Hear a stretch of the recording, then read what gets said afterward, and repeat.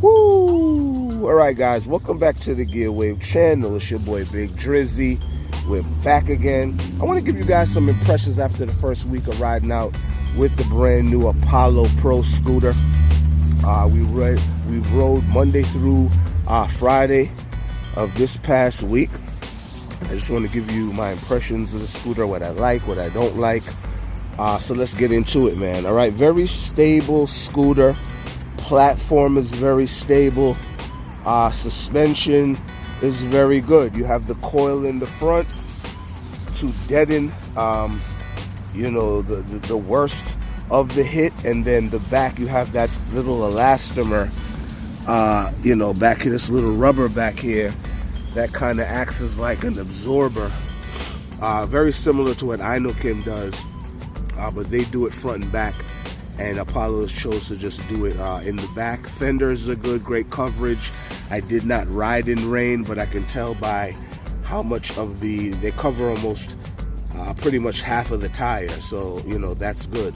Drum brakes, they don't have the killing stopping power. I really wish Apollo would have done hydraulic brakes on this with the regen, or they could have just did hydraulic brakes and no regen. But you guys definitely need to give us some better brakes than this. First of all right, let me just backpedal a little bit. I'm coming from a background of mountain biking, BMXing, stuff like that, so this world is very similar to me in terms of brake setup, suspension, cockpit setup, ergonomics. Those are things that are very important to a rider, so it's going to be very important for people who ride scooters. Great handlebars, very firm, great grips. They're very grippy, and they're lock-on grips, which are nice. You can switch them out. Cockpit screen. Can we show some more information on there except the speed? Can we show maybe the miles that we've traveled, the time of day it is would be nice.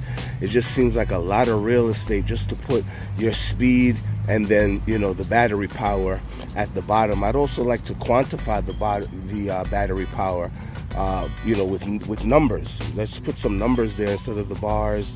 Those are little things. This here is supposed to come down here, lock into that, so that you can carry the scooter, but it doesn't seem like it is that strong, and this may fail, I think, at some point down the road.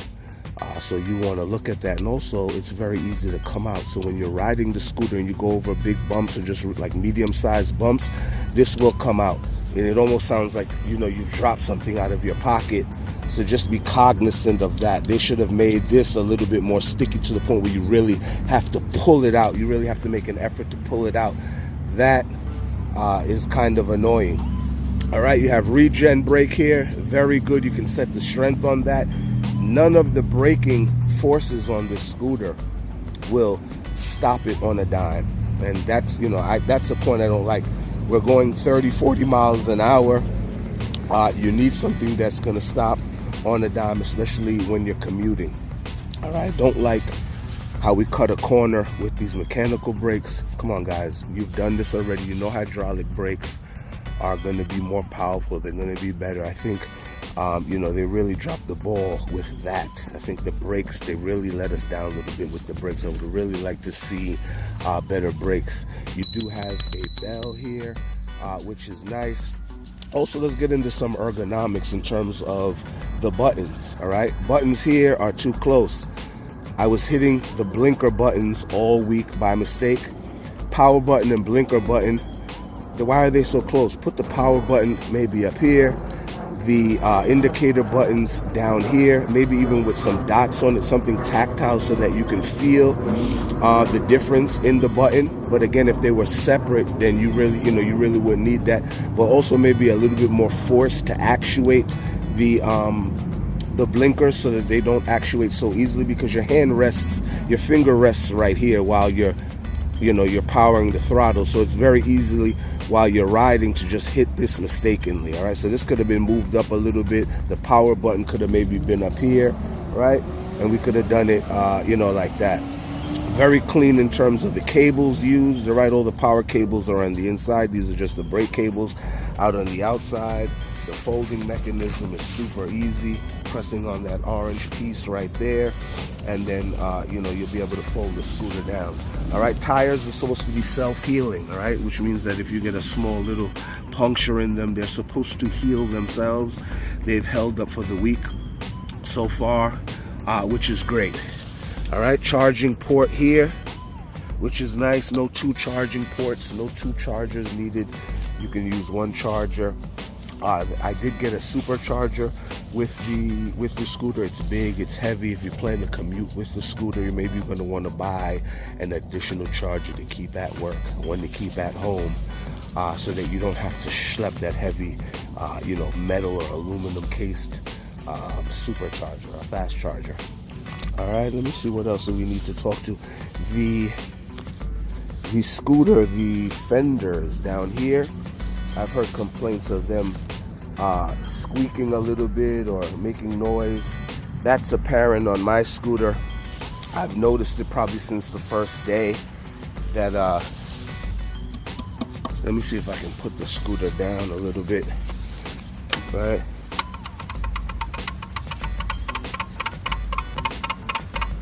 Okay, I'm gonna try to that's a lot of creaking within the first week of having the scooter. All right, so just wanted to let you guys know about that. Let me see if I can put this kickstand up. Kickstand is cool, like the orange. I kind of would have liked a more traditional kickstand, only because you can just kick it down and up and don't have to use so much effort, which, this is fine as well. I'd also there's a lot of times when you put the scooter down, the kickstand doesn't fold, or it doesn't retract all the way back to its normal position. You kind of have to help it with your foot. I'd like to see it go back to its stationary position automatically. As soon as you put the scooter down, it should just go back. You shouldn't have to help it. All right, steering radius isn't great.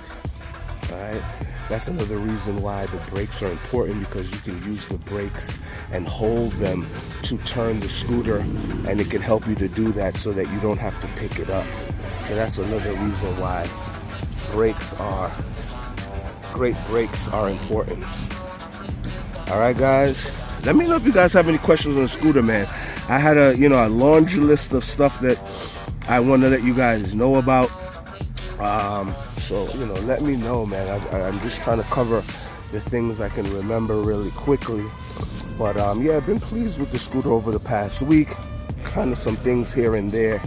Nothing that's been a deal breaker yet. Leave your questions and comments, guys, down below if you have any. About the scooter. You're thinking about getting the scooter. If you have one, if you're experiencing any of the issues that I am. All right, there you can see the startup. All right, and you have the blinkers. Those can be set, and then you have the blinkers down there with the light. Really, really cool scooter. You can go into the app. You can set the different colors for the stem, the deck, the indicator, the braking. You can shut it on and off remote. There's anti-theft on it as well. There's trackers on it. So, if it does get stolen, God forbid, you can track it and have police, coming down on it immediately.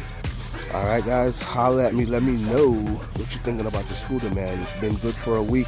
We're going to keep our eye on it, keep giving you some feedback on it. Stay tuned to the Gateway channel, man. It's your boy, Big Drizzy. Talk to you soon. Peace.